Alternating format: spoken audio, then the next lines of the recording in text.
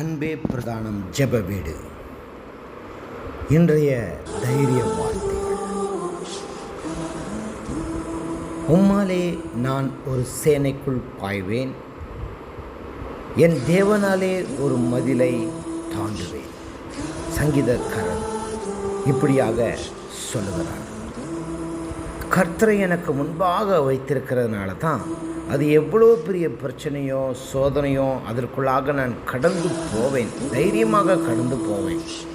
ஏன்னா என்னுடைய தேவனால் தான் எல்லாவற்றையும் தாண்டத்தக்கதான பலனை கொடுக்க முடியுமே தவிர சுய பலத்தை நம்பி எதையுமே நான் கடந்து போக முடியாது.